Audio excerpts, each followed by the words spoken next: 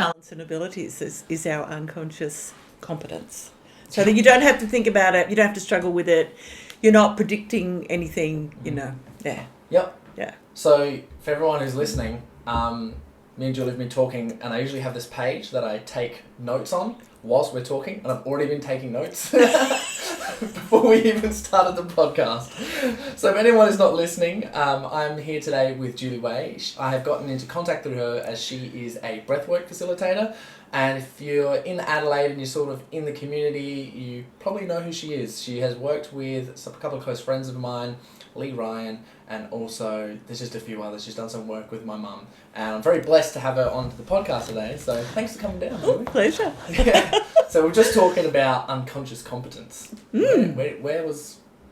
Well, where that comes from is actually from NLP training. That's where I first heard about that. Yeah, so that's the top of the scales. Yeah. Yeah. But see, NLP is not really... NLP is a study really of what successful people do that's natural to them, and that's where it started. And so they looked at all these different people who were really successful in all these different fields, and they found these common things that people did.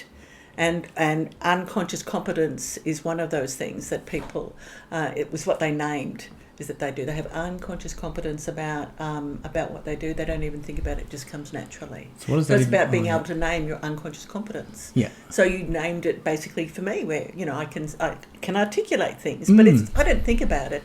It's not something that I put in any effort into, and for us, it's about us discovering that for ourselves. What are the things that I'm really good at? To get us on track to what we're really meant to be doing in this lifetime. Oh, so true. I've got to start thinking about what my unconscious competence is. Well, sometimes if you don't know, you do your market research and you ask people who care about you, who love you, and who'll tell you the truth. Like your family members. Yep. You just say, what do you think I'm good at? Oh yeah. And you guys got to be kind of confident to ask that as well. Yes, with your family and be members willing to hear, Yep. what and be discriminating about what it filters through. Okay. Yeah, for sure. Yeah. Would you mind giving us a little bit of a background on yourself? What sort of work do you do and have been doing? Okay. Some people ask me, when people meet me in a social situation or I'm in a bit of a hurry or something, and they say, "Oh, what do you do?" And I usually say, "Oh, I help people find peace." I like that. And then, of course, that's when either they'll pick up what I threw out there and look at it, and they'll do one or two things. They'll look at it and go, "Oh, what's she talking about?" Over the shoulder. Yeah. Okay? That means, okay, that's enough. They don't need to know. And I can just love them from a distance. But other people will pick that up and look at it and go, "What do you mean by that, Julie?" And that's when I have permission to talk to them. It's not about proselytising what I do. It's just, it'll draw to me the people that want to hear, what I have to offer. So that would be the next question. So how do you do that? Yeah. How do you? I just want to just quickly just pause you on that permission. Yes. Because I put a quote out on my social media not too long ago. I can't remember exactly what it was. If I said it, I'm going to butcher it. But it was something along the lines of, it was a reflection that I had like 2 years ago. I found it in my notes. And it was like, forgive people who aren't on the same path as you, because if you try to put it on them, then they'll resent you. It was something like that. So as you were talking then about the stuff that you've been teaching and the good message that you've been spreading, is that when people get really interested and they ask you something, then you have that permission for that. I love how you frame that. I was like, oh, that's really good. So I wrote that down with a big circle in my notes. So back to this. Thank you for sharing that. So that's a pleasure, because you've already mentioned a word in there that would be the answer to the question. Oh, which was? Forgiveness. Hey. So I talk about how to do forgiveness. But what I first talk about is about taking responsibility, and that I think we're 100% accountable and responsible for everything in our lives, even if we don't like it. That gives us the freedom and power to experience it differently, to make a choice. So how I work with people, like I give talks as well. So each subject starts off with personal responsibility in regards to anger, in regards to where am I 100% accountable in regards to what happens to me in my relationships, where am I 100% accountable in regards to the fear that I feel and the anxiety. Do you have any examples of those? Oh God, okay. Just to throw it out there. Pick one. How am I accountable, for anger in my life? And that's a really human experience, and it's not to be denied. Yep. So in regards to anger, it's knowing what anger really is. Mm-hmm. And to me, anger is a projection Mm-hmm. of guilt. It's deeply held unconscious guilt. Now I have to break that down a bit more. Anger is frustrated power. It's frustrated power, thwarted power, where you feel powerless around a certain situation or thing. And deep under that is that sense of helplessness, that we don't feel powerful around something. But the truth is, it's not that we don't feel powerful, it's that we don't let ourselves be powerful. And why would you not let yourself be powerful and to be successful and to, anything? The reason why we don't is because we often feel guilty about the power that we've had, that we have misused in some way. And because guilt is the most uncomfortable feeling there is, we suppress it. We don't want to feel it. It's the most uncomfortable feeling there is. And so we have a thing, what we call unconscious guilt. Okay? And that guilt seeks punishment. And that punishment seeks pain. Which is a quote from Louise Hay. Which I really like that. That makes a lot of sense to me. very pithy. You said unconscious guilt, and then you said something after that, and I just lost it. Unconscious, because it's unconscious guilt. And what guilt is guilt seeks what guilt does. Guilt seeks punishment, and punishment seeks pain. Yeah, in the form of struggling with anything. Yeah, because that could be with money. Yep. Being on purpose, Yep. struggling in relationships, Yep. struggling with self-esteem, struggling with anything. That's called pain. That's called suffering. Yeah, it is. Yeah. And so by saying we're 100% accountable and responsible, you go, I'm suffering and I'm in pain. Where am I? Why? What has that to do with me? It's at some level we are punishing ourselves for something that we're not aware of that we're punishing. Now the thing is, you don't have to know what that is. Yeah. So we always start with personal responsibility, and then I always end up in the same place is how to heal this. How do I not suffer anymore? And the way to heal it is always simple. It's never complex. They say that in the Course in Miracles it says complexity is of the ego and simplicity is of the spirit. So it's got to be simple. And that's what appeals to so many people too. So the answer is always simple. It's always simple if it's true. What satisfies the soul is truth. So the healing is always about how to do love through forgiveness and forgiveness through love. And then that takes us into, well, then how do I do that? Because everybody talks about forgiveness and and the first thing I have to answer is that it's not about condoning poor behaviour in any way on your part or anybody else's. That's not what forgiveness is about. It's not saying it's okay what happened. It's just that you're willing to go beyond what's happened or how you're feeling. Do something about it. Yeah, absolutely. Yeah. Identify it and do something about it. Absolutely, yeah. It's got to be practical. Yeah. So what you do is you don't do the forgiveness. You hand that you're willing to forgive something and yourself. And then the second step is just your willingness to hand it over to something that's greater than all the suffering and the fear and the anger. And what's always greater comes from that spiritual level. And to me, our spirituality is really about the love that we are. Yeah. And the love that's there, that's real in the universe. Yeah. That is real. Yeah. And so it's about saying, I'm willing to forgive this, and I release this over to the higher power, the higher self, the love within me, the love that's real. Whatever, it knows what you're talking about anyway. And you just say that. Now people go, oh, but is it that easy? I go, well, it's easy.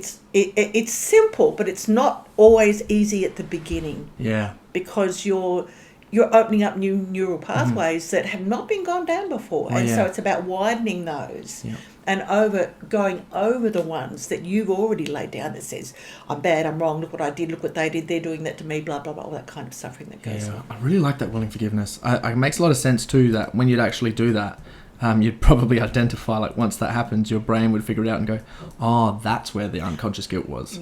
And that's where it was feeling whatever is in my body. And it makes a lot of sense to me, back to that unconscious guilt, because I love that and really wanted to focus on that a little bit more, was that when it is, unconscious guilt and that's punishment, a lot of that time how that would show up, for men particularly, for the studies that I'm doing, this is like some Robert Moore stuff, would be that punishment would be either, self-inflicting punishment or punishment of others. Yes. Because you've gone either one way or the other.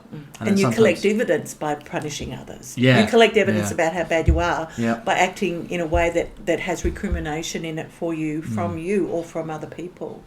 And so you're attempting to heal it at some level by acting out in a certain way. But most people, because we create and recreate situations to bring to the surface those unresolved feelings of guilt and anger and fear, etc. But often what we do without awareness is that we just collect evidence to prove, like, see, I am bad, or they are, or whatever. Unconsciously collecting evidence. Absolutely. That's right. I really like that. Rather than getting to the point of choice where you go, oh, I've got a choice here, and I can. Here's another one. I can look for the reason to thank this situation, even if I don't know what it is. I know there's a reason to thank this situation, and I will not react until I do. I will not do anything else but wait, because the moment you do that, it's like, I think a spotlight goes over your head when at some point you say, oh, there's got to be another way. There's got to be another way other than the suffering that I'm in. And to me, they're the magic words, because the spotlight, to me, sort of metaphorically, goes on over your head. And it's like you become seen and supported by everything that says, oh, this person's waking up. It's right, here's the info. When you start saying there has to be another way other than the pain and suffering, and that's called waking up. Often, though, or most of humanity, the way they wake up is through pain. Pain's the greatest waker-upper, and that's the only good purpose of it, is to wake you up. And it's not to act on it too, because I remember with you saying waiting as well, some people will find waiting extremely uncomfortable. And, and obviously that's sometimes the path of most resistance, and when you do wait and do eventually get bored of waiting and you do surrender, and you go, oh, I could have done this ages ago. That's right, absolutely. So that makes a lot of sense. And that's kind of interesting too, because when you feel that, it's kind of when someone really, when you said waking up, would really start their own hero's journey, like for themselves, where they kind of start that adventure. Absolutely. And that then influences other people, though. You can't do this on your own. If you find something that's profound and meaningful, that really brings you what you want, your deepest needs are met, which is peace and safety, and recognising your own innocence and your own beauty and lovability and just your own gentleness, and just recognising that you cannot keep that to yourself. You can't. You've got It'd be selfish. Well, absolutely. But really, there's only one of us here. So when one of us, you are a force to be reckoned with when you start to recognise the truth of who you really are and what's really going on, rather than just the world that we've been conditioned in to believe in, about, good and bad and right and wrong and pain and pleasure, the duality of that. That's not the only experience you can have. There is often a greater experience, which I call the real world and the real self. And that real and that world actually exists at the same time. Well, it's more real than anything else. And its laws are greater than this world that we've been conditioned to believe in. And because it's based on love. And to me, that's the greatest healing frequency there is. Now, that's pretty words until you start to experience that in some way, that these pretty words actually bring you, the experience of the reality of true, deep peace and contentment. It's not all bells and whistles and rah-rah. It's a deeper quietness and strength. There's not a lot of rah-rah. It's not on the front pages of the newspapers, where this kind of thinking. But this thinking is outside of the thinking of the world. Yeah. That's why it has its power. And that's where true strength comes from. You got it. Because there's a lot of people, just in regards to some people that I talk to, who regard the love type of things when we feel that ourselves as weak. I know. But that's the conditioning. I know, right? Yes. And it's like, it's so incredibly, immensely more powerful than anything else you could ever experience. Absolutely. I'd like to ask you the question, because I was thinking before the love stuff, when we talked about, obviously, love is power, before you talked about when you're finding yourself, it's very, like, it's a journey in itself. It's a really good experience. But is there a way that you would like to recommend people to go, if they were like, okay, so I want to start finding myself, what can I tangibly do to do that? Step out the door and get feedback. Yeah. Just step out the door and you'll bang up against life. Maybe you trip over and you go, oh, look, I just tripped over that step. Yeah. Okay, That's feedback. Yeah. Were you paying attention? Yeah. Was I paying attention? Maybe I wasn't. Made me slip over. You get to know more about yourself by making mistakes, by getting out there and just letting life bang up and getting feedback about it, and then acting on that feedback and gaining discrimination. So taking notice on feedback. Absolutely. And you gain discrimination, and you get to work out really what is of value to you by making mistakes, by going out into the world. You get feedback, and that's just teaching you about what's really of value and what is what you value. And when you know what you really value, and it doesn't have to be highfalutin. Yeah. When you know what you really value, then when you commit to that, because you know it's what you value, protect it. That's your purpose. Yeah. Okay? Yeah. So one day someone asked me, what is it that you're really passionate about, Julie? And I was in a workshop situation. I was being demonstrated on this particular technique. And I knew instantly what it was. And I said that only the love is real. Now, I heard everybody in the crowd go, and write that down. But it came out straight away, and I didn't even know so much that that's what was sitting inside of me. And I thought that just rounds it all up, is that only the love is real. And if it's not love, it has no power over me. Now, it's about, when I talk about that to other people, what I'm doing is actually hearing myself and integrating the power of that statement, but also sharing it with you. And so in being a communicator, which I know that I am, I communicate not only for everyone out there, but I'm the one who's getting it. I'm getting the backup all of the time, the integration every time I speak about these powerful statements and these practices of choosing to love in the face of things that are not love, of choosing to forgive the unforgivable, of choosing to love the unlovable. That's what we're asked to do in our healing. Yeah. What would be some examples for you? Yes. If you don't mind personally. Yes. Of some of those things that you just mentioned, and when you said what the love is, forgiving the unforgivable. Is there any experience that you could? How do you think I know this? Share with us? How do you think I'm congruent with this? Yeah. We can only when you go along and hear people speak, the fact that you really get to hear them if they're congruent with what they're saying. If they're not congruent, let's say someone's talking about telling the truth. Okay. And if they're not telling the truth themselves and kidding themselves, then you won't hear them. You won't hear them. Anyone who gets up and speaks has got to be congruent with what they're going on about. Okay, so that's why I can say, when you say is that person, I go, okay, the biggest thing was when I had a relationship breakup, and it wasn't pleasant, and it was really, really tough because it was all about betrayal. And I couldn't believe the fact that this had happened.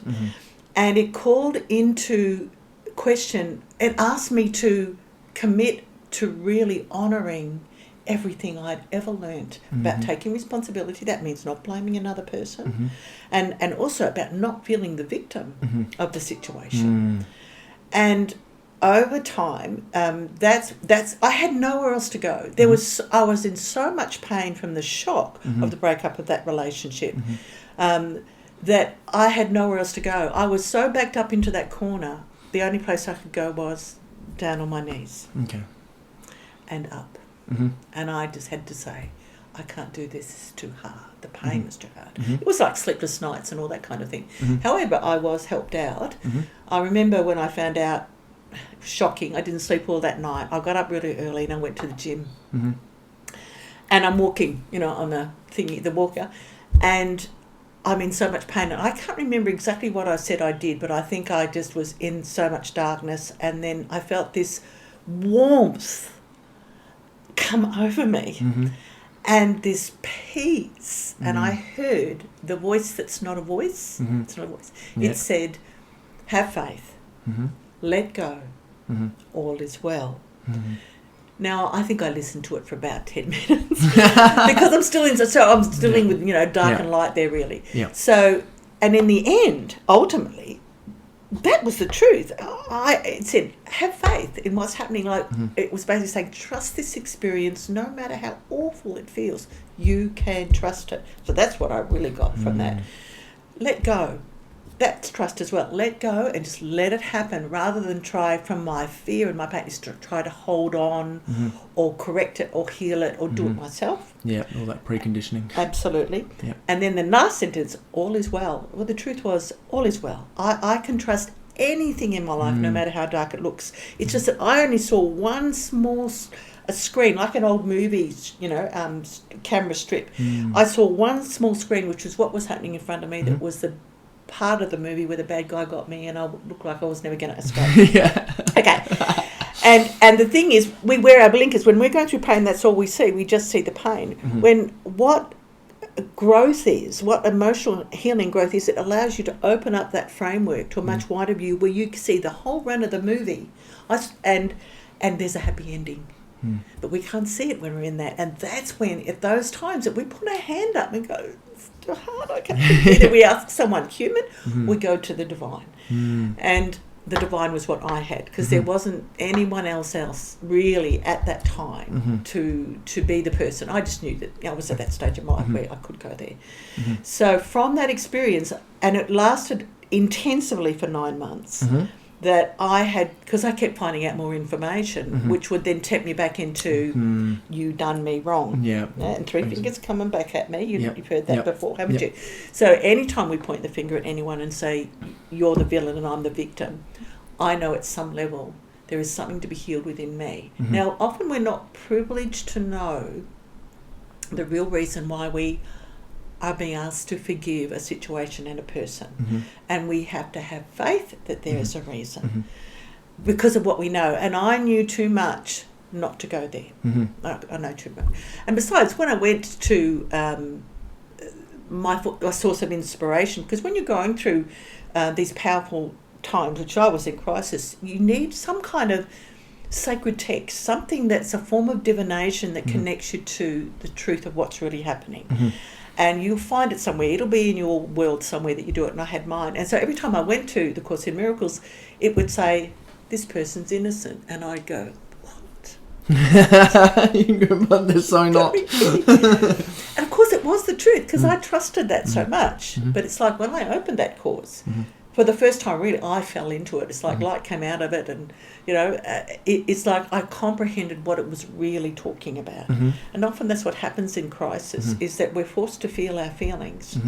And then we feel our feelings, we say, because you can't do all the things you used to do in crisis often, that suppressed how you felt. You can't do all the strategies we have to avoid our feelings, and I couldn't. So I had to feel my feelings. And at some point I said, I can't do this. This is too hard. And so that's when I went up. I just said, I can't. This is too hard. And when I surrendered to that, then inspiration, understanding, comprehension, and also the continued practice of being willing to forgive. So what I would say, my head, but it's like you're doing that. The old Disney cartoons where you have a little angel on one side, shoulder, the devil on the other. Yeah. Okay, I used to watch that when I was a kid and was fascinated with that. And sometimes it can feel like that. You're doing a battle with yourself between the dark and the light. And what I offer people is how to offer that light-filled perspective. So every time my mind was going down the road of rah rah rah, you did me wrong, and how could you do that, all that kind of stuff, I'd pull it back with this: I am willing to forgive you, and I release you over to the higher power. I'm willing to forgive, and I'd say his name and release him over to the higher power. And it takes discipline. Now that's the third step of forgiveness. It's discipline, and discipline is not a dirty word. It's not a dirty word. It just means practice. Discipline just means practice. That's all it is. What are the steps for forgiveness? Number one, your willingness. So I'm just going to write these down. Okay. Your willingness to forgive, and then in turn, that your little willingness, you only need what I call a poppy seed worth of willingness. Now, not a mustard seed, a poppy seed. Poppy seeds are tiny. Yeah. I grow red poppies. I know what they're like. So you only need that tiny little skerrick. You don't need great big gobs of it. You just need a tiny bit of willingness. That's your role. That's it. The rest of it is taken care of, not by you. You don't do the forgiveness. That's where it's different, the approach to forgiveness.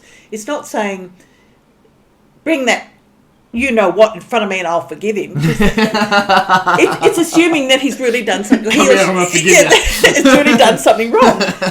It's wanting to know that I know at some level that you know that's not what's real, but I'm so willing. But it's looking and feeling pretty real at the moment. What they've done and what they've said, it feels awful when you're in pain and you feel betrayed. No one knows what betrayal feels like until they've experienced it. It's just a word. Until you go through the betrayal of a broken heart, of being ripped off, large amounts of money, of friendships, you know, talking about you, all that kind of stuff. That's betrayal. And until that, you don't know what that's like until you go through it. And then that, to me, is a major initiation for you to really know the truth and to find healing for yourself and to grow and to evolve in this world with awareness, which is what I believe we came here to do. We came here basically to recognise who we are. And often we recognise who we are by our interactions with what happens out there. Because most people identify with not who they are, they identify with their ego, which is basically the fear in us. That's what the ego is. It's nothing more complicated than that.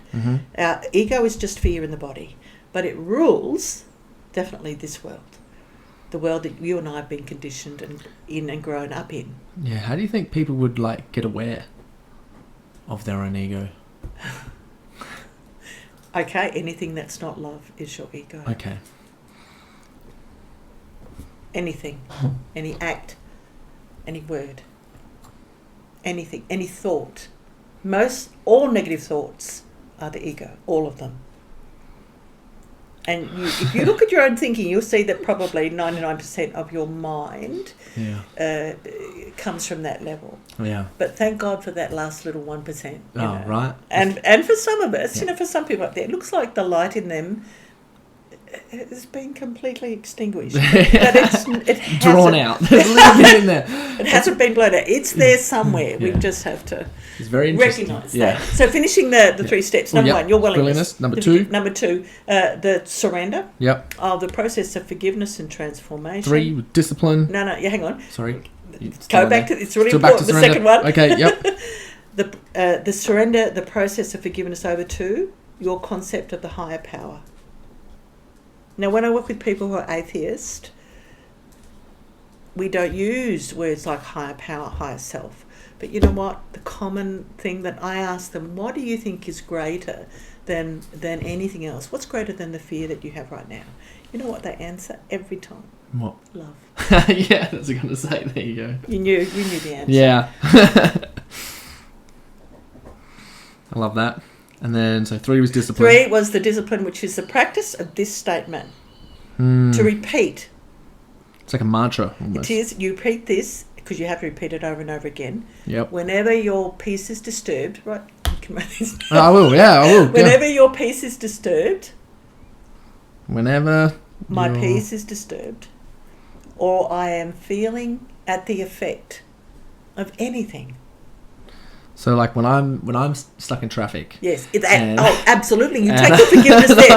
I'll talk to you about being in traffic. I'll go to all my friends. I hate it when I'm driving. I'm so sorry. Do you grow horns? This is I'm like, this is my dark side, and I'm just going to let it fly. Darling, that's what I say. Look, the most spiritual people are the worst road ragers. If they tell the truth, now I tell the truth. I used to say I grew horns. Yep. You would not recognise me in the car. Yeah, I would say I'm a demon, and this is it. I'm letting him come out. I'm not putting him away. I'm sorry, guys. Well, okay, I have something to say about that. So we'll get back to him in a moment. Okay, we'll get back to the demon. So let's go back to the third Your forgiveness. peace is disturbed. Repeat. Discipline, practice of the statement whenever your peace is disturbed. Yeah. Yep. Repeat. Repeat. Repeat this. Repeat it. Yeah, because you will have to. I am willing. This is the statement. That's all you have to do is to I am willing to forgive this. I'm willing to forgive this, or this situation, or the person's name, or yourself. Yep. You know, I'm willing to forgive this, and I release it over to the higher power. And I release it over to the demon power. when I'm driving. No. Over to the higher power, or the higher self, or the love within you, or the love that's real is another way of saying it. but we do tend to avoid that whole level of the higher power, and that's something that you eventually start to recognise is actually more real as your source. Yep. So, and just to say that again and again, and what happens is a miracle. There's a shift in perception. Yeah, the much is really good. It's divine. Yeah, that's you would have put me as the promoter, I reckon. Yeah, right. We're on promoting now. Yeah, that's like from some basically the barossa in Japan for for wine. For the barossa here would be like for their matcha over there. Oh, wonderful! Like from their fancy I'm so wines pleased that you offered that to me. Yeah, I love it so much. Yeah, it's me really too. good. You converted me. Yeah, where were we? So where there's were the 3 steps. So we're talking about driving. Yep. So, like I said, but I know too much now to indulge, and it's been over time, because I could handle most other things that I could forgive, but I got in that car and someone would cut in front of me and I go, la, la, la, la, and I go, oh, is that how you're feeling today? and it was sometimes I'd indulge and other times I didn't. Oh, I like that word indulging because you do. It's sort of like a hunger, and that's when you go, oh, I'm going to give them to eat this. There's stuff in it for you. Yeah, you could even say like another word I'd like to use that. It would be even just like sexual indulgence. Same thing. It's that sort of lust for food, lust for sexual indulgence, lust for anger that you're just gonna and you let yourself go there. Indulge in the demon. Don't do it. As good as it feels sometimes. So it's over time. So I had an experience where I went out and I went off onto South Road and someone just came and cut, like nearly killed me. Ooh, and I went, wow, okay. And instead of going, I went, ooh. And then I got out into the road and another person did the same. They came cut right in front of me. And when they meant for going straight and they cut right across at the crossroad of West Terrace. Yep. And I went, oh, that was twice where I could have abused them, and I got them. I said upstairs, I don't need a third time to not go rah rah rah at them. Instead, I just say, I'm willing to forgive you. I'm willing to forgive myself. If an expletive gets out of my mouth, I go, oh, okay. I take that back from you because thoughts are things. Thoughts are things, and they affect people. So I take it back and I just say, I'm sorry, okay, and thank you for giving me the opportunity to forgive. So I just speak to the soul that did that, who just played that out for me, because people just play roles for us anyway. Yeah.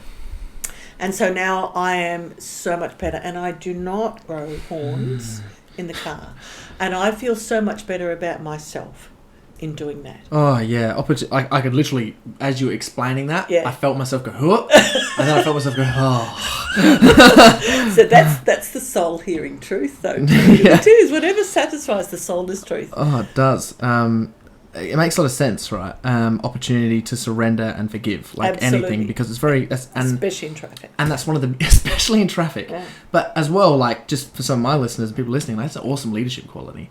Like, as far as if you're someone who wants to be, like, in control, if you're going to be someone who makes decisions, if you're someone who has responsibility, power, and independence, you need to be someone who is good at surrendering and forgiving all the time. And honouring what we know. Yeah. I know too much than to cuss someone. I know too much. Yeah. No, really. Yeah. Just because no one's around to see it. Yeah. That doesn't mean that... Oh, I play a blind eye to it. You're going to be this one, I'm shaking my head, I'm like, oh, yeah. Because I won't do it in the car with ignorance other people is bliss. there. Yeah. Yeah, I won't do it. Oh, but it's not okay now. Before I recognised it and I started telling the truth about it in front of people. But then I went, I can't do that anymore. I've said it out loud in front of people that I do that. And I can't do that anymore. So I have to take a deep breath. And plus it does give me an opportunity if I do, is to go, because I wake up really quick. It's like having an emotional reaction to something and the lag time between you recognising that you've had an emotional reaction and my willingness to forgive or to choose again goes from out here and all in between. That's suffering. If I hang on to it for that long and I cuss someone and I hold on to it and believe it's real, I suffer in some way because I'll punish myself in some way for doing it. Yeah. But then what happens with your personal growth and with forgiveness, the lag time between you having a reaction or getting upset about something and choosing again goes from way out here to here, where I have a reaction and I choose again. And you got it straight away. Because I'm conscious. And you're catching up on it. Absolutely. It's very interesting you say that, because I'm not sure if you know of Viktor Frankl, who wrote Man's Search for Meaning. Yes. When he says, obviously, what I find is so fascinating, Yes. every single time, I just love talking about it, is when before you have an emotional reaction, it's an eager want or a desire that you think is plausible for something which creates emotional reaction. For an example, using anger again, it's someone's cut me off. I should feel angry about this. Like, am I supposed to yell at this person? Because we've been preconditioned to that. And because you think that you need to get angry at that person, your body then creates the reactions for you to get angry, to say that. It's about justification. You feel justified. So yeah, I was sort of trying to draw out a little model why you were saying yours, because I'm trying to figure out my own head. I was like, okay, so when you have the want from where you're at to the emotional reaction, and then yours is in the middle. It's like, if you recognize where the want is, then you can choose to forgive that before the emotional reaction. That's all sort of one. And then that's a click in an instant, you've gone from having an emotional reaction to choosing again and being in peace and feeling good about that, because you know you got it, because you know you acted on what you know. That's why you do it. It makes you feel good. Why do we motivate to do anything? So we feel good. So we feel good about ourselves and not bad. And that's really interesting to say that, you know, every single time something's bad happened to you and you feel bad about it, and how you just explain that, it's like every time something bad happens to you, you can feel so good about it. For a time. But then you know too much. Yeah. Okay? Mm-hmm. You know too much. And it's not from guilt, but you just go, I have to honour what I know to be true now. And that's called, when you have a progression of awareness where you hear information, and because you've heard the information, you can't go against that. That's called a progression of awareness, where you can't unknow what you know. Yeah. Huh? Uh-huh. And when we talk about, I learnt this from a guy called Gary King, because he gives a talk on the power of truth.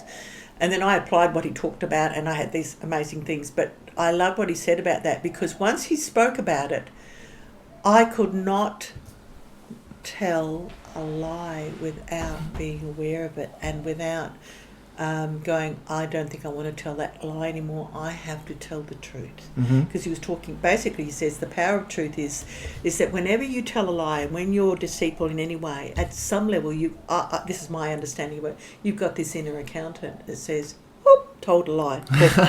Tally. And that's the internal tally keeper. The horns that's start going. So, and what we do is, with that guilt that we feel about that, we then punish ourselves in some way.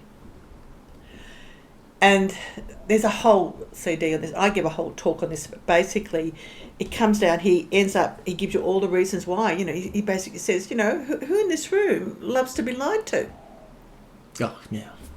Me? No one! I love to be lied to. No one wants to be lied to. Yeah, it's so true. So why would we do it to another person? So basically he talks about the 24-hour truth challenge, that from this moment when you hear all this info, that you just commit. I'm going to tell the truth for 24 hours. I think telling the truth to yourself's really hard as well, though. Well, it's sometimes close. I catch myself and I'm like, I just lied to myself. Exactly. Like, what are you doing? That's awareness. Yeah. But when you do the 24-hour truth, when I got halfway through, I actually swore, I said, oh, bugger this, 24 hours, I'm doing this for the rest of my life. Oh. Well, that was in 2014. And I'm challenged most days with a decision whether to tell the truth or not. And the thing is, my mind wants to fight sometimes. Sometimes you really want to go, I don't want to go here, so I'll just tell them I'm sick. And I go, I just don't want to deal with having to, but I can't. And your mind will fight with you, saying, but you can get it. No, you can't. But and in the end, you have the courage, you go, because you've made the commitment to yourself, and you have to honour it. Is that you tell the truth and you find out, guess what, that none of your fears about it were real, that the person didn't care whether you turned up or not. It was all totally okay. We make it up. We think that we're conditioned to do that too, by the way. And he even talks about there's this new thing they teach in business. It's called alternative ethics. And that means is that they're taught to lie. Especially as salespeople. I've had so many people come to see me and say, my boss wants me to lie.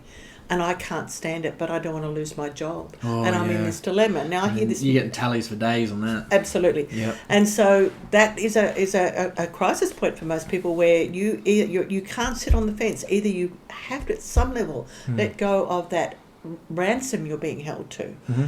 And all go through all your fears about losing your job and all that kind of stuff, and bring the power you give to your boss or who you're working with that's telling you that you must tell lies in order to earn a living, and you go, I'm not doing that anymore. And what you do then is, that's number one, showing you a part of yourself. You're learning your own value system. When you make a choice to choose to do what you truly value rather than what other people value. Now, a lot of people sit on this fence, and that's not against anybody, but people split themselves and they sit on the fence. Now, that hurts, to split yourself, to stay with one foot in one camp and one foot in the other. What does that look like, just quickly?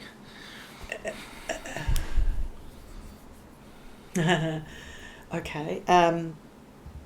Like, for example, being in a job where your boss asks you to lie about something. Just say your boss says, well, you have to tell people that you'll get that price for them if you're a real estate person. And you say, I'll get that price for you. And they know they're not going to get that price, but they tell their prospective they're client. going to get it, and that's what they're asked to do in real estate. Yep. Okay.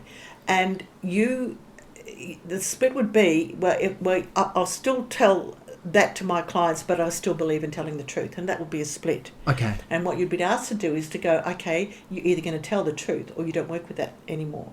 So what if that person commits to telling the truth to their clients and telling the truth about what they really think they'll get for the house? That would be then standing on your own value system. Yeah. And what starts to happen is, when you stand in your own value system and let go sometimes of that authority you've been given, either to something, a religious denomination, to a boss, to a family member, to someone that you respect, that you're asked to choose between what they value and you value. And that, most people come up against that in their lives. Oh, yeah. When you let go of giving your power to that authority, you choose your own again. What happens is that you have found out what you truly value.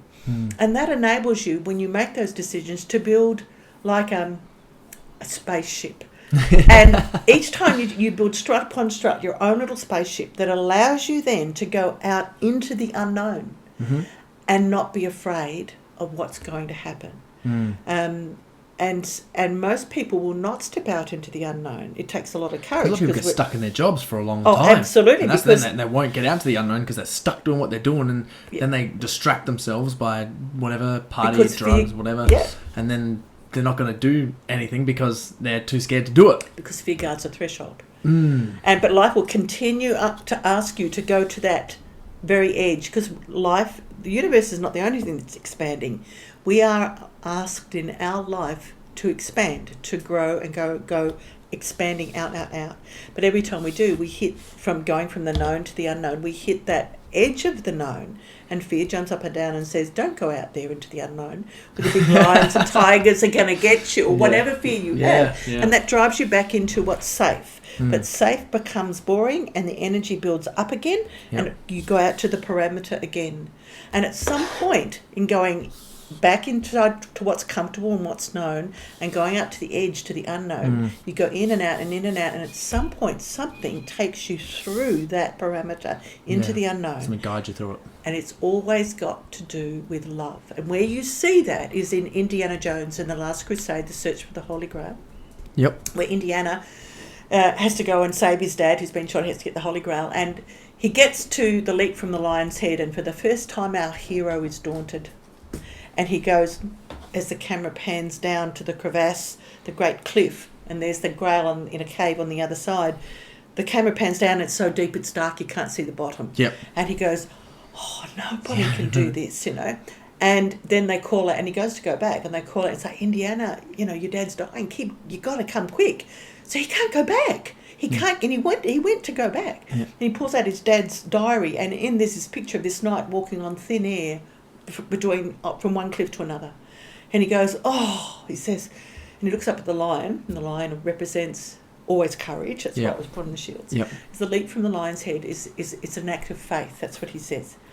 And so he stands there and he puts his foot out into nothingness. It's nothingness. Yeah. And it looks like he's going to risk everything, Yeah. his life. Yeah, yeah. And he steps and he steps and what happens? Do you remember the movie? I remember the movie, but I can't remember this part. Oh, you want to watch this when you see Yeah. this, because this is what we go through. Yeah. It was an initiation through fear. There were 4 tests. He passed all the other ones because he was smart and he was a history professor. Yeah. But he hit this one, which was about courage. It's the initiation through fear. And he steps out and he steps onto a bridge, and it was an illusion, really well. And I remember this one. Yeah, Yeah. and that's why Yeah. all fears are illusions. And But he we puts think sand over it then. Yeah. And then when he steps out. That's right. But it's so powerful, that thing, because you and I aren't traversing across great big cliffs. Yep. We're standing in our kitchen, afraid to ring someone Yeah. because our fears are jumping up and down, wondering about what their reaction's going to be. Yeah. We might as well be standing there doing an Indiana. I call it Yeah. doing an Indiana. Because Yeah. and the moral of the story is, the greater the perceived risk, the greater the reward. But what took him through, that's a Julie Way quote, by the way. Say that again. I'll write it down. The greater the perceived risk, The greater the perceived risk, the greater the reward. And what got him through, when we go back, was the love for his dad. Took him through his fears to the other side to find out that there was nothing to fear. But he would never have known, he would never have got the grail, the goodies, if he hadn't stepped out through his fear and had the courage. And that's what we're asked to do constantly when we expand, is go through our fears of what people think, of what of being seen, of anything, fear of the unknown even. And this is, and it's so important to know what real fear is. I say to people that in order to master fear, you don't have to really have power over it. All you have to know is its true nature. And the true nature of fear is that it always tells lies. Yeah. And it never tells the truth. Yeah. But we think the truth tells the lie, and the lie tells the truth. Isn't that where the trickster just comes in, doesn't it? Right? That's right. And this is where you start, because that's what we do as human beings. But it's the opposite. The truth is that we are safe no matter what. And the more we can know that we're safe is by our willingness to forgive everything we see. Because there's a beautiful quote from the Course in Miracles that says, the guiltless are safe and recognise their safety. If you don't carry guilt, which creates suffering, Yeah. then you diminish guilt by the practice of forgiveness, then that brings you more and more and more back to recognising who you really are. And you are an innocent child. Everyone is an innocent child. Yeah. That's the truth. But we don't think we're innocent. We think we are. Because we judge ourselves on our own you things. got it. Yeah. Yeah, we judge ourselves instead. Yeah. Yeah. Yeah, there's a few little clicks there. That was very interesting. I have sort of like a theory that I go through in regards to, I guess, being better, making the right decisions. And it's sort of like, I really believe that like the love is the juice that sort of gets everything going. Absolutely. And if you are aware of that and you do it, and you are aware of your purpose and you're aware of your masculine and feminine balances, it's very easy to get that energy flowing. And then from there, it's very easy to drive the bus, if you understand that. Then if you can drive the bus, then you can punch the codes in and use the steering wheel, get a GPS, which goes back through love, which then helps us have a better car, you could say, which then helps us make better decisions. Absolutely. And then if we can make better decisions, then the energy just keeps going around. Because you're in sync with reality. Yeah. You're in sync with the flow that's there, in our lives. Most people saying, I want my life to flow. I said, you just have to join it. And that's by surrendering to how things are now. And trust how things are now. Start there, because you can trust it rather than fear it. Because fear blocks us. And it blocks our survival intuition anyway.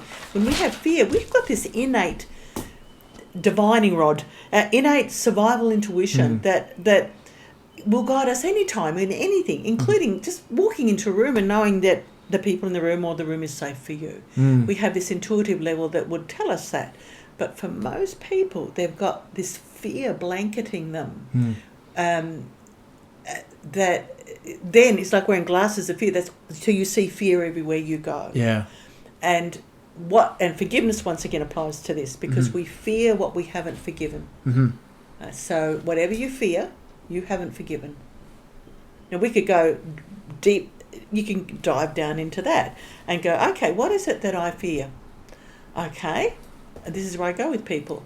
And I don't know what you would say. What would you say that a fear you have if you're going to be vulnerable here? Yeah. So a fear I have is that I don't know. What would you say? I'll say, because let me just think for a second. So something that I'm probably most fearful of is like not making an impact or not being significant, which is obviously the most where the demon really kind of comes at the devil. Like when we look in Carl Jung stuff, it's always like significance is the devil.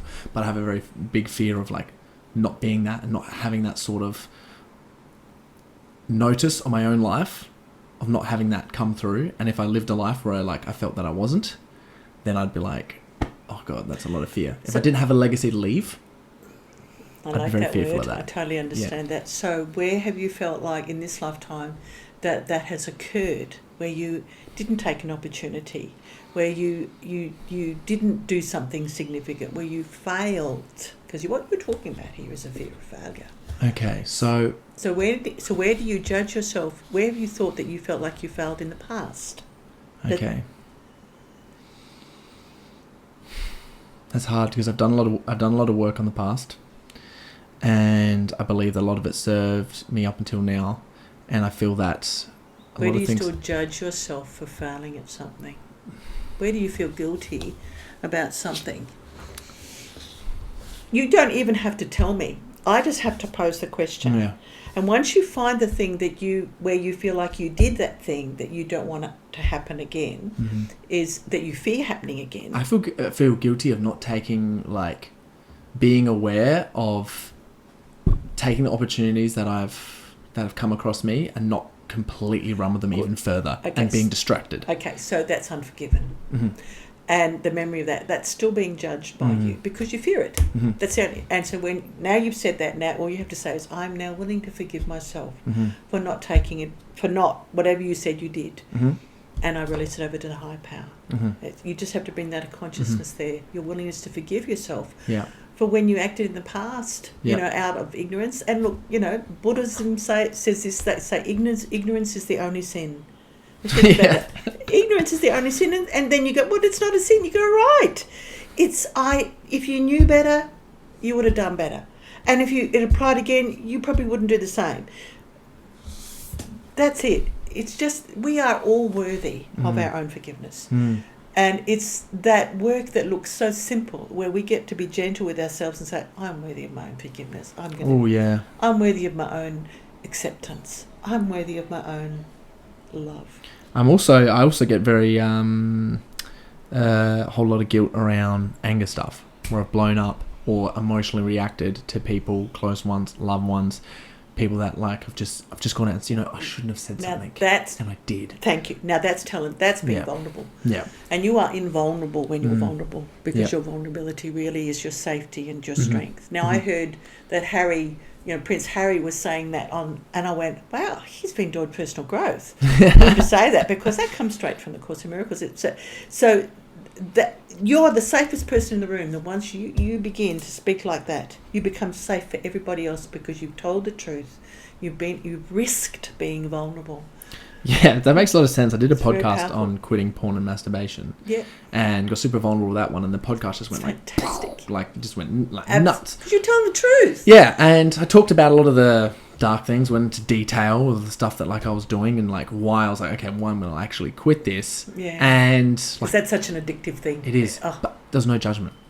Whatsoever. I was watching this. No, that's for you. No judgment. That's a nice mirror. Everyone was just like, oh man, it was funny that you mentioned that, because oh god, I did too, and all this stuff. It's a nice, and it's done in private, and people don't talk about it. They don't damn talk about it. Yeah. And it's hidden back, like you say, lots of people do it. So it's about that was perfect that you did that. That's very powerful to do, and you become a very safe person for everybody else, because you were willing to risk telling the truth about what was going on. The thing is, when you tell the truth, it doesn't stop there. It just expands into what is more real. You told the truth with, I call it, a small t, okay?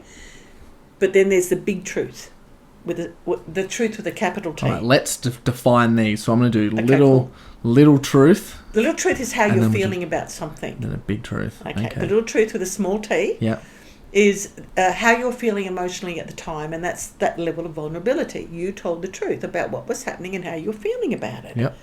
The big truth about that particular instance, with a capital T, Yep. is that you are totally innocent and you've never done anything wrong. That's the truth.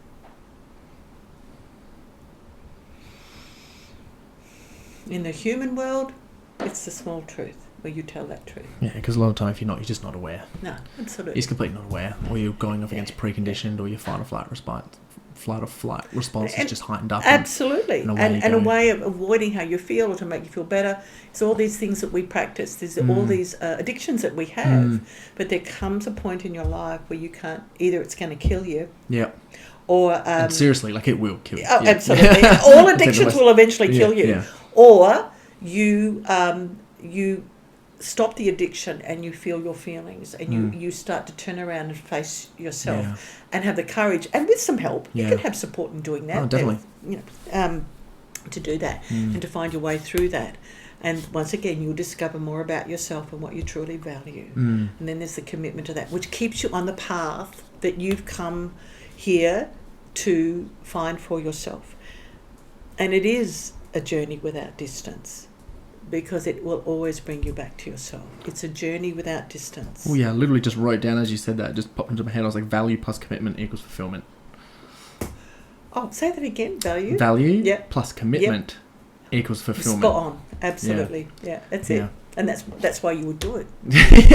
That's why you would, you would want to discover what you truly value. And that takes some time, It does. You're allowed to be in your 20s discovering who you really are. That's the time to fun, do it. Though. I know. Well, I used to say it's so the fun. 20s are sex, drugs and rock and roll. But there comes to when you hit 30, you start going, okay, hang on. I banged up against the world. I've had that experience to find out what that was time like. to reflect now. It's time to reflect. Because your body, number one, will not let you get away with that. Yeah. What you did at 20, you cannot do at 30, 40, 50, 60, 70. Yeah. I'm sorry. As I said to you beforehand, Julie, I'm already in bed at 30 p.m. at night time. You're maturing very quickly.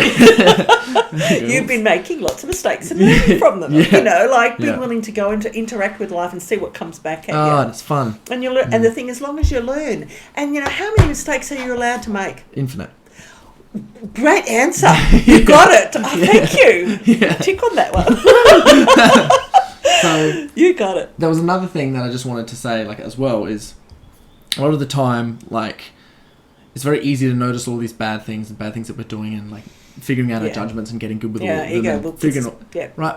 I'm in a constant battle with that. But how I like to look at things personally is okay, so yes, that is happening. But when we look at the really, really high performing people who are in either a state of not just high performing, but also you could say enlightened, or have a real good sense of fulfillment and use that for good and make a big positive impact. And I kind of like to think I always think, how do the people how do they think? What are their conditioning, and what do they do? So I just want to ask you the question: what are some things that you think would be really beneficial?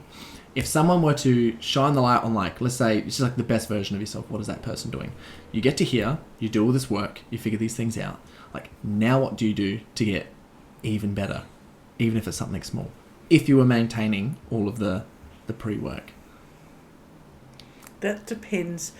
So you just talked about a value system that may not be the value system of the people that you're talking about. Yeah. So I think of Nelson Mandela. Oh, cool. And he said once, I heard that he said this, when someone was giving him all these accolades and saying how wonderful he was, and he said, stop it, don't do that. He says, I'm just a simple man. So that's a very different value system. It is. He is not striving to be the best. He is being himself. Yeah, 100%. Yeah. And when he went into jail, he went in like this, with his fists closed in the sign of black power. Yeah. Okay? He came out of jail like this. Surrendered. Forgiving, because he treated that prison like a monastery. And he realised that he wouldn't, that hating the situation and the people wasn't serving, because his health was compromised there too. So all he did, he said, what he learned there was forgiveness. He practiced forgiveness. That's the only. He was so backed up into a corner, there was nowhere else to go. Now, it's not everybody's role to. You don't have to be in prison to find that level of enlightenment, but his experience was concertinaed, where he had no other choice really. He made a choice between suffering and forgiving. And there's another wonderful story I know about a man from the Second World War. And it's told in a book called Return from Tomorrow. And it's about a man that was, when this medic tells the story of going into the concentration camps and liberating the prisoners. And he said it was all that you see, skeletal, all that kind of thing, people, and losing hundreds of people every day. Okay. And then in this particular place, there was a man they called Wild Bill Cody. And he was a Polish man with 6 unpronounceable syllables of, length of name. And so they called the Americans called him Wild Bill Cody because he had one of those beautiful handlebar moustaches. And they thought he'd only been in there for, a couple of months because he had full health. He was healthy. He had no disease. And then one day, they were having a conversation, and the writer was saying, I don't know how these people, can cope with blah, blah, blah. And he started to tell his story. And his story was that he lived in the Polish, in the Jewish section of Warsaw. And one day the Germans came and got everyone out in the streets and lined them up against the wall and shot everyone, including his wife and his 3 little boys and 2 little girls. And he's still vital. He was still vital. Well, he was present. He saw that happen because I've just read a story about the war in that way, so it's still fresh. And he said he begged them to kill him too, but they wouldn't because he knew 7 languages, and so they sent him off to a work camp. And he said he decided in that moment, because he said he was a lawyer and he'd seen what hatred could do. And he said, I decided in that moment whether I lived for 6 weeks or 6 years or 60 years that I was going to love everyone I encounter. Now, he was called in that situation by going to a work camp, a concentration camp, to practice that in every single moment. He could not indulge in not doing it. So he chose to forgive the soldiers that killed his family and everybody else that treated him cruelly. And so for 6 years, this was 1949, he was in that concentration camp, and the camp was liberated in 1945. And he maintained, this is the miracle, he maintained full health. He lived in the same disease-ridden and lice-infested, it was hell, remember, and with hardly any food. Everyone else was skeletal. He wasn't. And what else happened is that all the different groups of people, like the Romanians, the Czechs, the Polish, whatever, they would war with each other. And he would counsel them. People would come to him all the time, and he'd counsel them in love and forgiveness. Now, that man really existed. But the miracle was that he maintained full health by his choice to love. And his experience was concertinaed in every moment. For us, we might give ourselves 60 years to learn that lesson. He was given 6. He just did it. And that's why he gained that level of enlightenment. We never hear of him again except in that story. Right. I think that we are truly blessed to live now for all the people that have gone through those experiences that has been documented. You can say that again. And that we can just stand on the shoulders of those giants and learn from them. We are so blessed. That was the worst thing that had ever happened. And quite frankly, with some of these stories, we're reaping the benefits of all that wisdom from that thing. And that makes a lot of sense because a lot of the stuff that I help people with is energy. And by using a lot of the time, people who I coach, it's always we're talking about biohacking, primal hacking, certain using different softwares to hack your brain and really tracking your sleep and understanding what you eat, really understanding what you're eating and taking DNA tests and doing all these things. But where the real energy comes from is really what you've been talking about. Because when people get really understand, I wrote this down as you were talking, I was true energy equals trust in the truth within yourself. Nice one. Well done. You've been triggering. Let's go. Okay, you got me triggered. But see, where you get creative is that you round that up. You round up all the from me, and you go and lasso it. That's what I do. I wrap people in it. I just go running around Adelaide. And you bring it out in this beautiful beautiful, creative way. Thank you. Yeah. Simplify it even more. Yeah. So thank you for sharing that. But it makes a lot of sense because, when people do want to experience energy and vitality and like I work with people that, really want to be the best version of themselves, really optimize themselves, but it always comes down to like, okay, firstly, let's figure all these things out, understand yourself, learn about yourself, get clear on your values, like, let's just forgive yourself, make some, overcome some of the self-doubts that you've been having and keep overcoming them, and what's next, and let's keep digging up, and then next minute they're like, I feel so much better. Absolutely. And I have all this energy. Absolutely. And I'm super focused. And I like to use the example for myself personally, a very modern example. Yeah. I mean, like when you're laying in bed and you're lethargic, you're tired, you can't be bothered. Like as a guy, I'm speaking from a guy right now, and you're talking to a couple of girls, something like that, and then the one that you really like messages you. She's like, hey, what are you doing tonight? As a guy, immediately, boom, oh, Jesus, all right, let's get ready, message you back, what's going on? We're going on a date, like, and you'll start messaging straight away, like, where did all of that energy come from? Yeah, absolutely. And it is, and it's just motivation, go. So yeah, what you're saying beforehand, thanks for saying that. Because for the people that are listening who really do want to like optimize themselves and get that energy, like, being aware of this stuff, and then as you're saying, taking action on it and deciding to process those feelings and emotions is like super powerful. Absolutely. Can I give you something really simple? Cool. Because you reminded me of it. About waking up in the morning. And I can only call this, I don't know what I call it. I call it the morning exercise. Yeah, all right. You wake up. Okay. And before you even open your eyes, the first step is just to have gratitude for one thing in your life. You could be grateful for your toilet.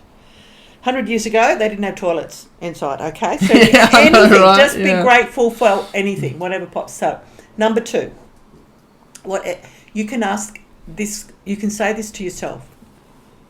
And how can I be more, whatever you want, loving to myself today? How can I be more kind today? How can I be more forgiving today? How can I be more accepting today? Whatever you want more of that you're striving to better within yourself when you're talking about betterment.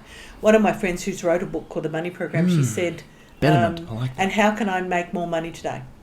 I said, fine, okay. Because what you're doing and then you let go and you don't have to worry. Because what happens, your internal reticular activating system, your RAS, which is what's in a plane that keeps it on course to where it's going. Planes go like this, okay? Back and forth. Yeah, they do. And so the birds, that's how birds fly. That's how the machinery works. Left and right, yeah. We have an internal reticular activating system. Another that it operates like when you're hungry. When you're hungry, yep. And you walk down the street, all you see is the cafes and the restaurants. That's what I see all the time anyway. I'm just always hungry. That's your reticular activating system, okay? Yep. It's the focus that you have.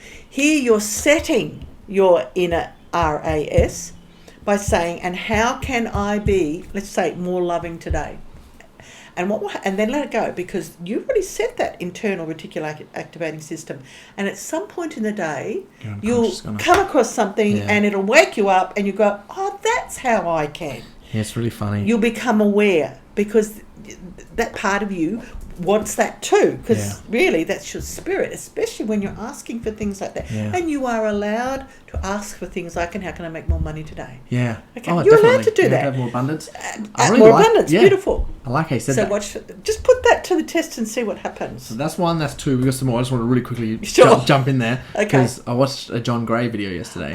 And he had a real good one. He was just like, synchronicity happens when your heart is open. And you start having things like happen to you. And I'm not joking, it's really weird. I've been doing a lot of like self-work for the past, I don't know how many years now. Yeah. So I was like 21, 22, 28 now. So I've been doing a little bit. And literally whenever I need something, like when I truly need something and I think about it, like I remember like every time that I've ever needed money, I go, oh, I need more money. Or I need some more work. All right, I'm just going to let myself be open to money and just think, I need some more money right now. Just really think about it and feel it. I'm not even kidding. Like the next day, big opportunity comes up, boom, comes in. Like, you're not meant to suffer or struggle. What You're not meant to suffer or struggle. Yeah. I need a coach with this thing, and then it's like I get a client who does that for coaching. I'm like, what? How did that happen? How did that happen? Like whatever it is, or I'm ready for a new relationship, or I really want a close friend or something like that. It just happens every single time. I'm like, what is going on? Crazy. So in sync with what John, he's a favourite of mine too. I love John Gray. I talk about. Have you read the book dating, the 5 Mars and Venus on a date. It's pretty No, I haven't seen that one. I haven't Because read that what one. it is, and I learnt this from another friend of mine. She found there's 6 steps to mastery that you. This is going to help me find the one, right? It's going to help me convince her. her. It shows you the steps that are natural towards a successful relationship. But most people don't know those stages that we go through. And at each stage, there's a certain thing that you encounter. And if you skip a stage, and I'll give you an example in a moment, then you have to go. You'll eventually have to go back below the stage that you skipped. So, for example, you got to put it back in there. So the first stage is. In business, it would be called market research. In dating, it's called dating. So you date several people. You're going out, meeting people. That's the first stage. Yep. Okay? Market research. You see what's out there. Yeah. You just don't make up your mind what you want, all that. But then the second stage in any relationship is uncertainty. Now, it's the second and the fifth one are what I call where old patterns come to the surface and where we make mistakes and sabotage ourselves. So, excuse me. Going through uncertainty, when a man goes through uncertainty and says, oh, I don't know if I really want to be with you, you don't know if you're the right person, you haven't really committed, but you're just trying to sort out who they are. And what a man will do, he'll just withdraw. Mm-hmm. Yeah. He'll just withdraw and go off and do stuff. And meanwhile, what women do, the mistake they do, is they go racing after him and ring him all the time and carrying on. And it's like, no, don't do that. It happens, that switches now. Oh, well, it does. It does, I agree. Yeah. So what you do is that, number one, if it's the male, he's going through uncertainty, he has to have time to get to know if he really misses the woman that he's going through uncertainty with. Yeah. And she's got to let him. So I would say that, men are not the main meal. It's like she's got to, it's their dessert. So they've got to go and live their own lives. We're a means to an end anyway. We're just a means to an end. You just want babies. I got a good one either, right? Provides a little bit. Helps out with the kids occasionally. What my friend Annie said about uncertainty, I want to get back to that, is she says when you're going through uncertainty, you don't act on it. Now, most people act on uncertainty. What Annie used to say was she used to say that she worked in an office with all men, and they had Annie's to list on a whiteboard. She'd go out on a date, and she'd come back, and then they'd say, so what's wrong with him? And she'd say, he's too old, he's too young, who's that? And that's going through uncertainty. She went through uncertainty after the first date. Oh, yeah. And so she'd find something wrong. And so what we do that in relationships. We go, I'm not sure if you're the right person, but you're too this, you're too that. The thing is, you don't act on uncertainty. When you're going through uncertainty, you don't act on it. You wait, and you wait, and you wait until you're certain. And not from your judgments or from your fears, but just a knowing that this isn't the person that you're meant to pursue a relationship and go into the next stage, which is exclusivity, when you become exclusive with that person. So get the book, Mars and Venus on a Date. I'm going to get it. Yeah, it's so good. Because I've done what your mother didn't know and what your father didn't tell you, something like that. There's so many others. That was a really good one. I did Beyond Mars and Venus, Mars and Venus in the bedroom. I also done a few things of David Dieter as well. I'm not sure if you know David Dieter. I'll show you some stuff afterwards. Okay, cool. He's pretty cool. In regards, because he bases a lot of stuff off, he just makes it a little bit more spiritual. Oh. It's very interesting. But yeah, back to the morning exercise. Okay. We had one gratitude. How can I be more whatever today? Yeah. Was there anything else?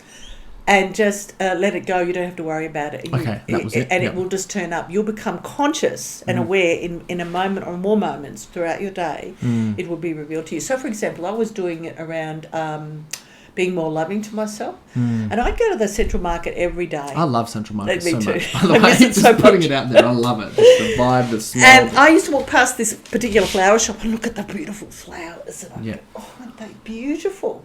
Oh, they're so beautiful. That day when I said, how can I be more loving to myself today? I woke up and I went, because I used to think, wouldn't it be lovely if someone gave me some lovely flowers like that? And I thought, I can give myself some lovely flowers like that. I can give myself some damn lovely flowers. So I went and bought flowers that day and I thought, but it was like this. I couldn't see what I was doing by saying, oh, aren't those flowers lovely? Wouldn't it be lovely if someone gave them to me? I couldn't see that at the time. But by saying, how can I be more loving to myself today? I got to see that was a loving and a kind and a very simple act towards myself. So that's what happens. You wake up, become aware during the day of that particular intent that you've set and how it can come to you. So you get to have a remarkable experience, throughout your day when you set your internal RAS, your reticular activating system. Yeah, I like this. I wrote that down, the RAS. Yeah. What do you think are some of the best exercises for people to... I'm giving you lots already. I know there's lots in here, for sure. Some that okay. These are the ones. So I don't know if I said, this is really important. I think one of the best is to look for the reason why you have to thank someone. Oh, I like that. The reason why you have to thank someone. Yeah, because you always have, especially when it looks like you haven't got a reason. Especially when they've done dastardly deeds or they've been mean to you or they're not calling or, whatever. It's like there is always a reason. You just have to ask for it. And you've got to give your spirit that inner voice within you, that intuitive inner self within your being, which is who you really are, to speak to you, to communicate to you. And one of the ways is to ask. So that would be one of the ways for you to receive an intuitive prompt from that inner level of your being to have the understanding about why you have to thank that person for that situation. Because that's what it's about. It's about having this ongoing, profound, instantaneous, enriching conversation with the inner level of your being, with your spirit, with who you really are and that you are becoming. Because what we do is we embody our true self, our higher self. Over time, when we practice forgiveness, choosing to love, or to say, I choose love here. You ask for practices, this is it. This is all I give you, is things to do. So just to say, I choose love. Now, I put that on a T-shirt 30 years ago, and people wouldn't wear it. Then, I'd wear the shit out of that T-shirt. Because it made them very vulnerable. It does. To say, emblazoned on your chest, I choose love. And you people go, what? Holy. However, when the French had these terrorism acts in Paris, I watched a news program where they had a big banner and it said, choose love, or I choose love. I went, they're ready for it now. People are because we have to have something so horrible happen for us to recognise the power we have. Look at your nose. Your nose is your intuition. You just touched your nose. Yeah. That's your intuition. Your nose. It's going off right now. I'm having some clicks. Because, and your intuition is where it says what we're talking about is on the nose. So please I say to people, I'll stop touching my nose. I go, no. That's your intuitive self speaking to you, alerting to you to the fact, pay attention. You're hearing the truth. We're on the nose with this. On the nose. On the nose with the I choose love is one of the most powerful things. What I just keep thinking is that anyone who ever feels stress, like any stress, whatever, internal, external, wherever that stress is coming from, it all comes down to that's how you get rid of it. Is, have that intuitive spirit, have that conversation with yourself, ask yourself, and then choose love. Choose love. You got Goodbye stress. That's exactly. See you later. It's funny because I have a hierarchy that I've built that I will help people work through. And it starts off by just physiological health needs is the bottom one, which is mind and body. How can you sort that out? Lovely. If you do, and you can sort that out, it's a lot easier to get to the next step, which is I base it off Maslow's, but Maslow's doesn't apply a lot anymore. So I modernized it to what I think was good because I like energy, health, and stuff. So physiological health needs, mind and body. Then the next step is self-love, inner power, self-confidence, self-respect. Right? So I just call that one self-love. Lovely. And then the next one on top of that is stress. And I've sort of designed a whole bunch of models and diagrams for physiological health needs and the stress and the inner love one. I've drawn all this stuff out. And for the stress one, I was I need that to be something when I dive deep into how to actually what's an exercise for that.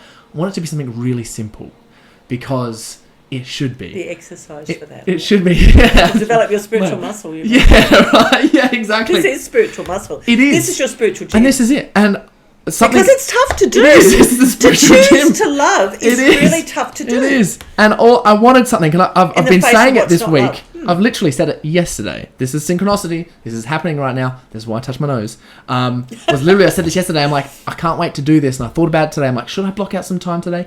And we're going to do some deep reading to actually figure that out. And I was like, not yet. And then having this conversation, it's something around here, the intuitive spirit talking to yourself, asking, saying that you choose love is going to de-stress you. And I'm going to put that on one little thing on a big old page. Good. And like, Thank that's you what so it's going to be. much. So thank you. And My work is done. Credit to Julie Way on that one there for sure. Can I offer you something else? Yes, please. Okay, so it's also to say when you're feeling frightened, fearful around anything or any fearful thought, it's knowing, okay, what's the cause of our suffering anyway? It's knowing that you don't have to suffer. At some point I wake up when I'm suffering around you just don't have to. I don't have to suffer because I'm innocent. That's the truth. I know that's the truth. Yeah. Right? With all the work I've done. That's the truth about me. And then I choose the truth, because if all fear tells lies and it never tells the truth, what's the truth? The truth is I'm safe. Yeah. I'm safe. You're so safe. No matter what. Yeah. Yeah, it's very funny because you always figure it out and you get stressed out over the little things. I say to a couple of people that I coach sometimes is we'll have a conversation and we'll just dive deep into all the things like, this is the problem that I have and this is what I need to overcome, and if only I was a little bit more like this and I should do this and I have to do this, and we dive in and figure out, overcome little self-beliefs, and they're like, oh, okay, so that's something I need to do. And I'm like, why not, instead of just how you're thinking about this is the shift that you need to have and the big change that you need to do, why don't you just let it happen and choose it now and just be done with it? Well said. Like, isn't it just that easy? Absolutely. Like, why can't you just go, if you're just feeling stressed or you're too, too much stuff happening in your job. Right now, in this moment, it's all you have. Right, yeah, right. There's too much happening in your job. You got all these goals that you're not reaching, or you keep getting injured, or you keep feeling tired or something. It's like, why don't you just choose not to be? Like, as simple as that is. Like, just flick it around, and then you'll start doing the things internally anyway. That'll stop from doing it. Absolutely. Like, sometimes isn't it just that easy sometimes? Absolutely. And they go, yeah, and it's like, but then it's sometimes not that easy because it keeps popping up. Sort of like meditation, you go, whoop, here it is, choose not to again. Yeah. Whoop, here it is, choose not to again, until you get good at it. Absolutely. Yeah. And you know what was going through my head, I don't know why it came home to me this morning, is that I remember a guy called Alan Watts told this story about this nun, this Buddhist nun, you know him, and it was one of the old inner selves many years ago, and he told the story of this Buddhist nun that people would come to see and for wisdom, and she would just say this to them ad nauseum. She'd say, so all you have to do is say, thank you for everything. I have no complaints whatsoever. Thank you for everything. I have no complaints whatsoever. That's what she said, and she'd say it to everyone, and people would get really pissed off with her, saying, "What? Just be. Thank you for everything. I have no complaints whatsoever." Yes, that's it. Because when you think about that, if you just practice saying, "Thank you for everything. I have no complaints whatsoever," you will, by choosing that, you get to experience that. It's like the reward of trust is trust. The reward of patience is patience. Is what was that? Saint, I've forgotten his name now, Augustine said. Well, Saint Julie says, the reward of trust is trust. The reward of love is love. The reward of knowing that you're safe is safety. By practicing it, you get to experience it. That's it. By choosing it, you get to experience it. Thank you for everything. I have no complaints whatsoever. Thank you for everything. I have no... And what opens up to you then? You know those moments, they call it the holy instant, or the whole instant, is what opens up is to, I can thank everything. I have no complaints. Everything is perfect without my judgment. So it is. Yeah, I know, I didn't get it. I know you get it. But and you know what? Laughter is integration. Yeah. When you laugh at something, I like that. Laughter is integration. That old saying, well, you can laugh at it. When you can laugh at it, you can live with it. It's the same thing. Laughter is integration. You got it when you can laugh. 7-page of notes. It's recognition. Yeah, it's powerful. But that's what life's about. So I have a client who is just experiencing some difficulties at the moment with their own life. And they're just like having some stuff going on, like their sports team currently. And he wants to tell his coach, keeps wanting to tell him all these feelings that he has. Because he's like feels betrayed. Okay. And there's some little sensitivities in there Yeah. that have definitely been happened, and little digs or whatever, and he's missed out on opportunities that the coaches choose because he's unwrongly challenging him in, hyper masculine ways, which you probably shouldn't challenge someone, but that's what they believe. And he keeps trying to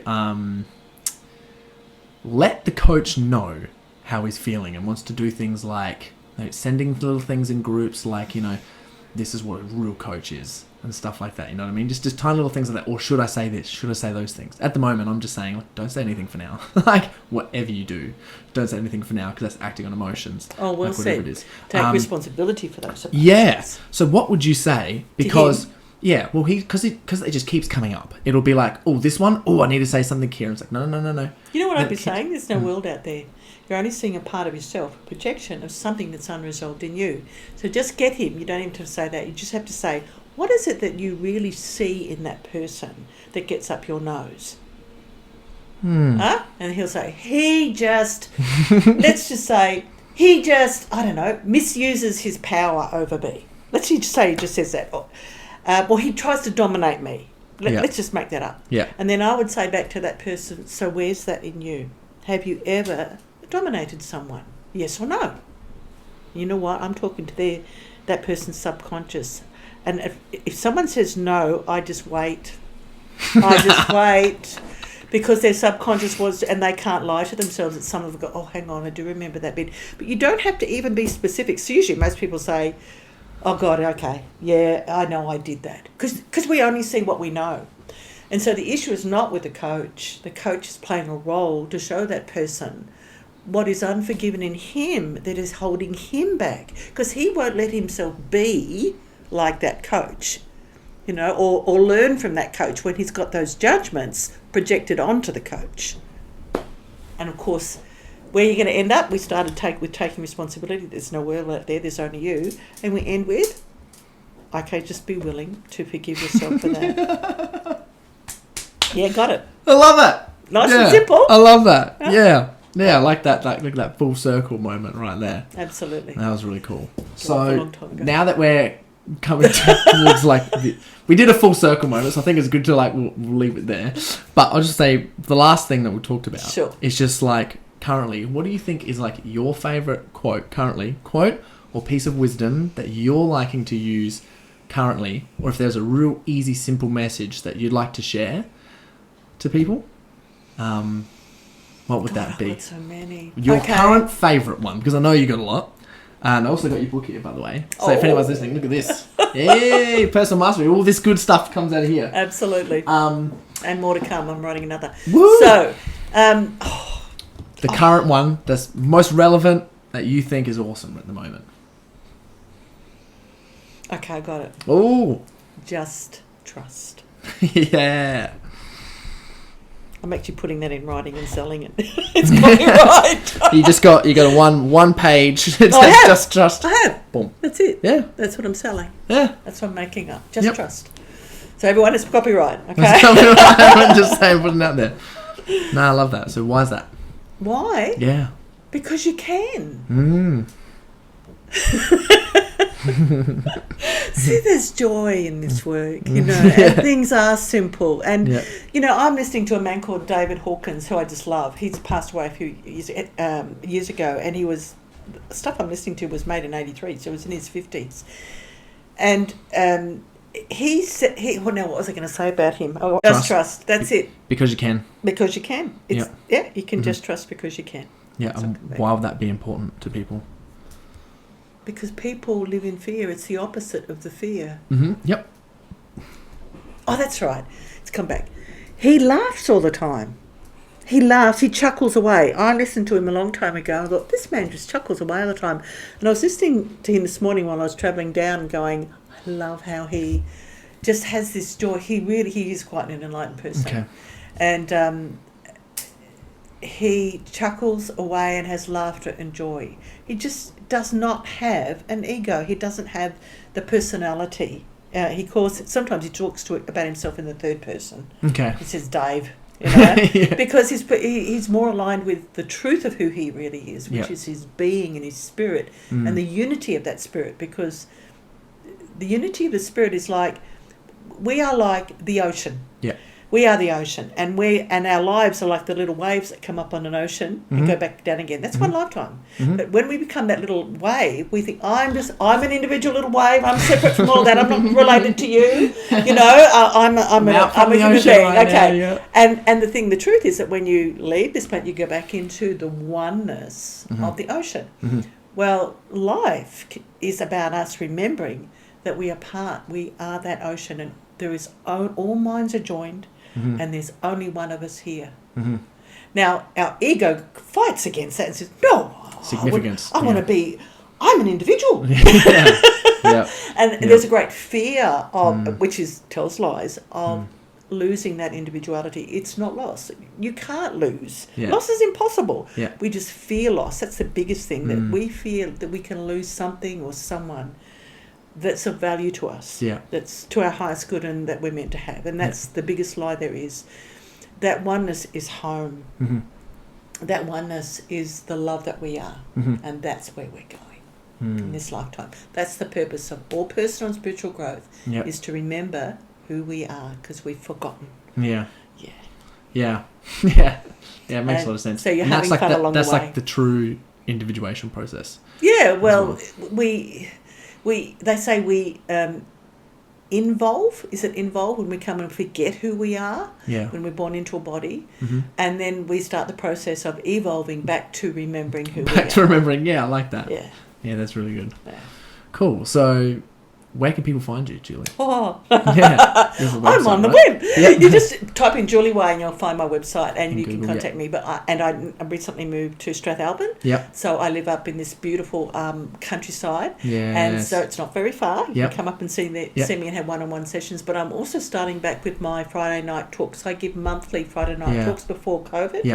And I'm just waiting for my venue, which I like the most, to let me come back in. And to operate. So I'm planning around August, September to start my Friday nights, because I'm getting so many requests. And what I talk about is all of this. And it's like we're not sitting on the surface, we're diving straight in.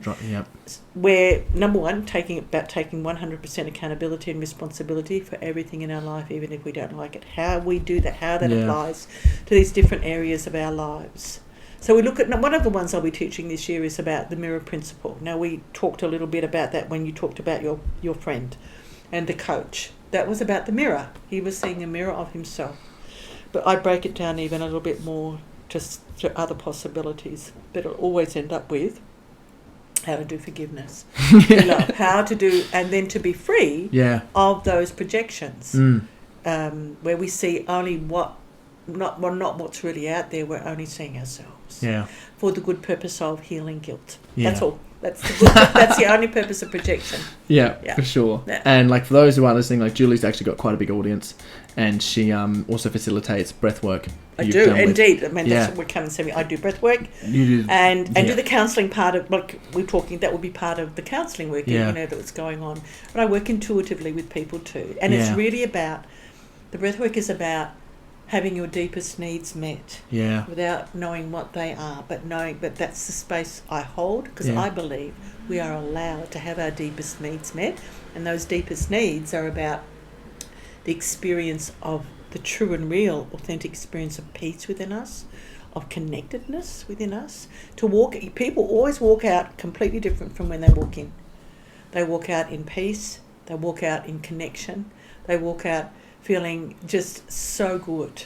And that's what I work with, is using the breath and also the counselling part of it, the consulting part, where we work with forgiveness and what's going on. You go through all those more personal and it stuff. just takes courage to put your hand up and say, I need some help here, or I want to go, it will always take courage. That's why my door is always open when people come to my house. The door's open. You're not coming up to like yours was. Okay, your door was open. I noticed that. No, really, it's important, because it takes courage, even though you don't know why it takes courage, to go out and do something you've never done, meet someone you don't know. And the first thing that comes up is fear, because that's the first thing to leave. It's the first thing that comes up in any deep healing process.